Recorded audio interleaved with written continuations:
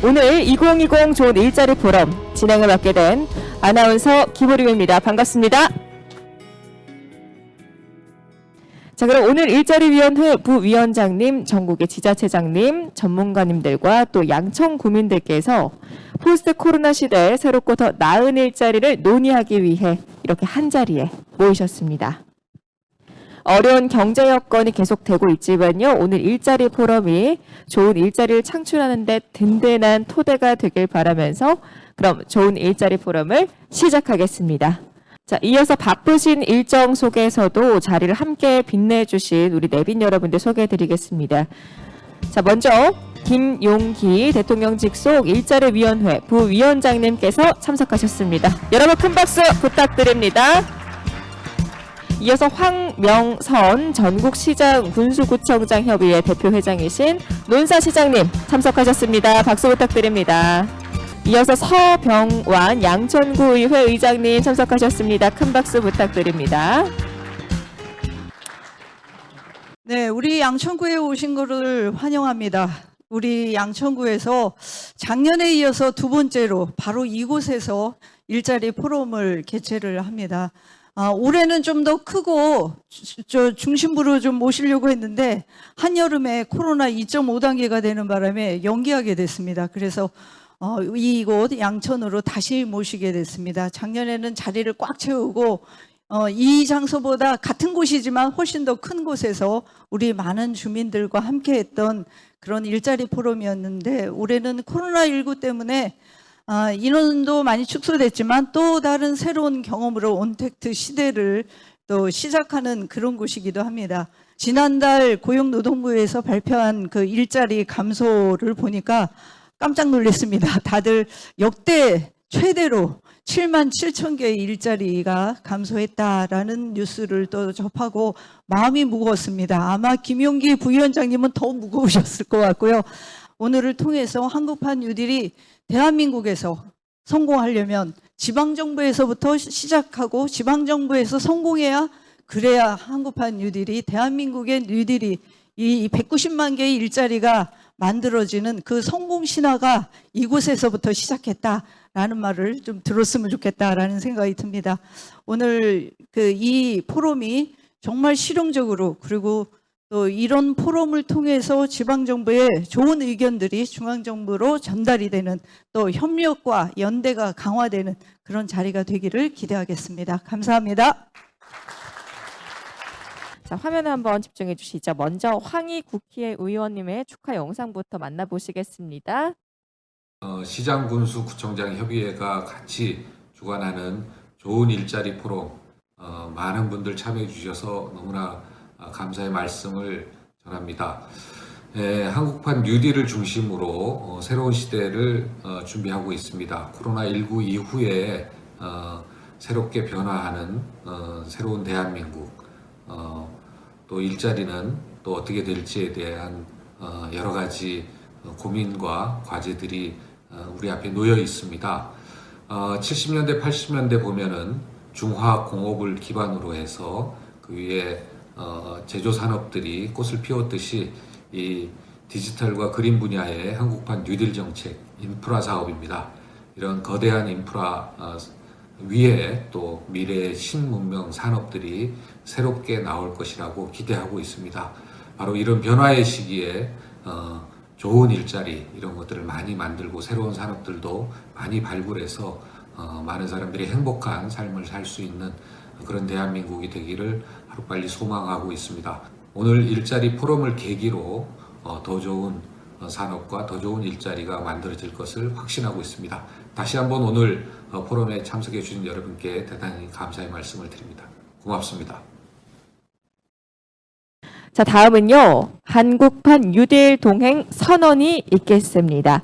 자, 그럼 한국판 뉴딜 동행 선언 함께 해주실 우리 내빈분들 무대 위로 모시겠습니다.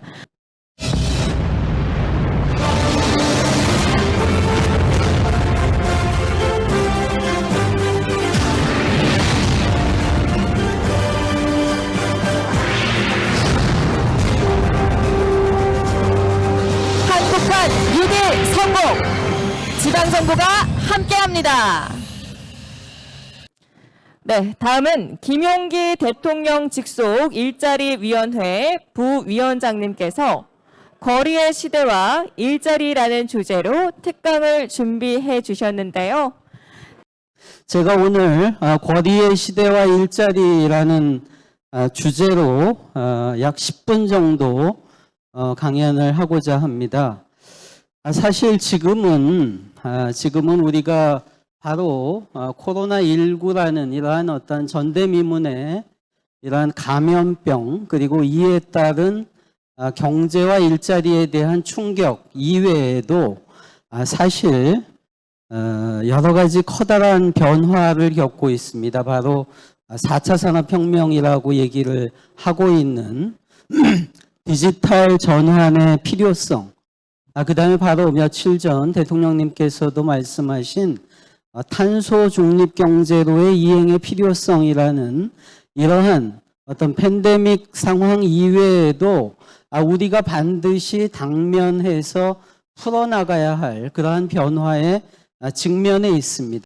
사실 이 한국판 뉴딜이라는 정책이 나오게 된 배경은 바로 우리가 겪고 있는 이 팬데믹의 주요한 원인, 바로 우리 그 미래 문명학자이며 경제학자인 제레미 리프키는 이 팬데믹 상황이라는 것이 바로 이제까지 우리가 주의 깊게 하지 못했던 그러한 경제 운용 방식의 결과물이다라고 설명을 하고 있죠. 세계보건기구 WHO는 코로나 팬데믹을 선언하고요. 그리고 우리한테는 그 이후에 세상이 많이 바뀌는 일들을 계속 경험합니다. 비대면, 그리고 디지털, 그리고 방역과 환경의 중요성이 본격적으로 제기됩니다. 사실은 지난해부터 정부의 한편에서 준비된 것이 그린 뉴딜이었습니다. 왜냐하면 지금 전 세계가 기후 위기 앞에 여러 가지 현상들을 맞고 있는데 그때는 오늘 우리가 겪고 있는 코로나는 생각하기 전이었어요. 기후 위기가 닥치는 여러 가지 문제로 인해서 전 세계가 탄소 중립, 넷제로라고 하는 시대로 다 달려가고 있다. 특히 2050년까지 전 세계는 탄소 중립을 위한 모든 노력을 다 기울여야 되는데 한국 정부는 이에 대해서 늘 뒤처져 있었습니다. 그래서 국제사회만 나가면 한국 사회는 기후 악당 국가 이렇게 불렸어요. 이런 것을 극복하기 위해서도 한국 정부가 그린 뉴딜을 구상하고 있던 그 시점에 코로나가 닥쳤습니다. 그러니까 이것은 바로 기후 위기로 인한 지구 온난화를 비롯해서 여러 가지 인간이 초래한 환경의 변화로 인한 질환이고 또 기후 변화, 이것이 전 세계적인 재앙이 되는 것을 이미 겪게 되니까 한국판 뉴딜 이전에 그린 뉴딜을 준비하던 이 정부가 이러한 것이 경제 위기까지 초래하니까 기후 위기와 경제 위기, 환경 위기와 경제 위기를 동시에 극복하기 위한 새로운 산업 전략, 이것이 필요했다 해서 대통령께서 7월 달에 발표하시게 되는 게 한국판 뉴딜입니다. 이 노규성 회장님의 한국판 뉴딜에 특히 디지털 뉴딜에서 지방 정부가 어떤 역할을 해야 되는지 좀 이런 부분을 가지고 또 발표를 좀 들어보도록 하겠습니다. 네, 소개받은 생산성본부 회장 노규성입니다.